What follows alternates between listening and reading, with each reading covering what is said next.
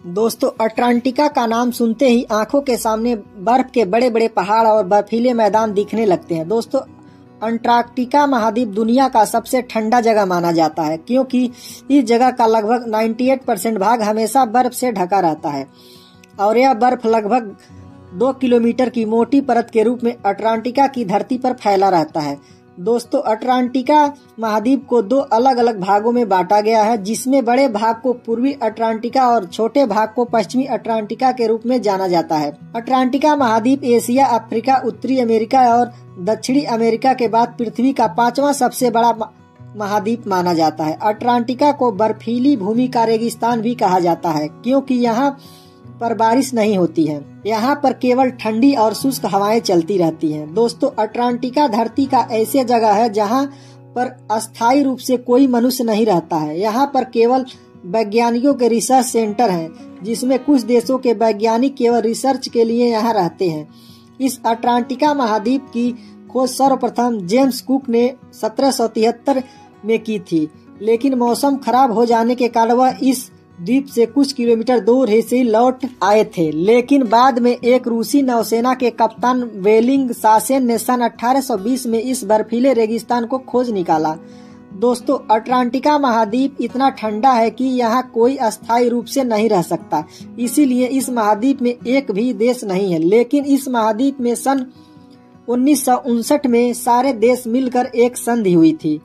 इस संधि में अलग अलग जगहों पर प्रयोग करने के लिए 7 देश अर्जेंटीना, ऑस्ट्रेलिया, चिली, फ्रांस और चीन और यूनाइटेड किंगडम ने संधि पर हस्ताक्षर करके इस महाद्वीप पर अपना अधिकार जमा लिया। लेकिन बाद में बहुत से देश इस संधि में शामिल हो गए, जो अब कुल 46 देश हो गए हैं, जिसमें अमेरिका, रूस और भारत भी शामिल है। इस संधि का मुख्य उद्देश्य यह था कि अटलांटिका महाद्वीप को शांतिपूर्ण ढंग से केवल वैज्ञानिक जांच के लिए उपयोग की जाएगी। यहाँ पर कोई भी देश आधिकारिक रूप से अपना दावा नहीं करेगा और सारे देश के वैज्ञानिक यहाँ स्वतंत्र पूर्वक शोध कर सकेंगे। दोस्तों, अटलांटिका महाद्वीप एक ऐसी जगह है जहाँ 6 महीने दिन और 6 महीने तक रात रहती है। यहाँ पर 2 प्रकार के मौसम रहते हैं। सर्दियों के मौसम में 6 महीने अंधेरा रहता है और गर्मियों के मौसम में 6 महीने तक उजाला रहता है। और यहाँ की क्षेत्रफल की लगभग 140 लाख वर्ग किलोमीटर में फैला हुआ है और यहाँ पर केवल शीतानुकूलित पौधे और जीव ही जीवित रह सकते हैं, जिनमें पेंगुइन, सील, नीमेटोड, ट्राइग्रेंड एवं अनेक प्रकार के शैवाल और वनस्पतियां शामिल हैं। दोस्तों, अटलांटिका में पहला भारतीय अभियान दल जनवरी 1982 में गया था और तब से भारत ध्रुवीय विज्ञान के तहत काम कर रहा है, जिसमें दक्षिणी गंगोत्री और मैत्री अनुसंधान केंद्र स्थापित हैं।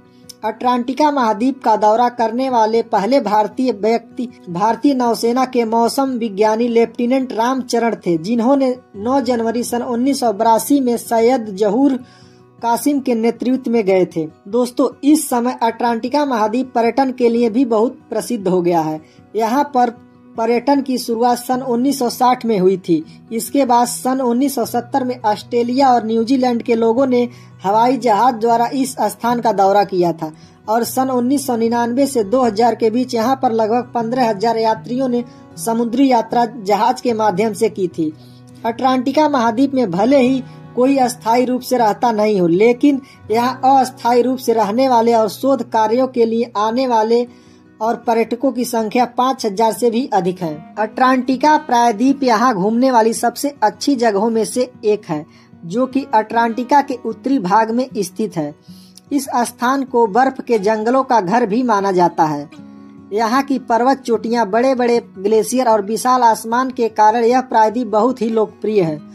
अटलांटिका महाद्वीप की सबसे ऊंची चोटी का नाम विंसन पर्वत है, जो कि 4892 मीटर ऊंची है। यह पर्वतमाला अटलांटिका महाद्वीप के मैसीफ के उत्तर भाग में स्थित है। बर्फ से ढकी हुई इस सुंदर पर्वतमाला को देखने के लिए बहुत से पर्यटक यहाँ आते रहते हैं। दोस्तों, कैसी लगी जानकारी? आशा करता हूँ कि जानकारी अच्छी लगी होंगी। अगर अच्छी लगी हो तो वीडियो को लाइक कर दीजिए और अगर चैनल पर नए हैं तो चैनल को सब्सक्राइब भी कर लीजिए, क्योंकि ऐसी जानकारी हम आपके लिए लेकर आते रहेंगे। धन्यवाद। जय हिंद।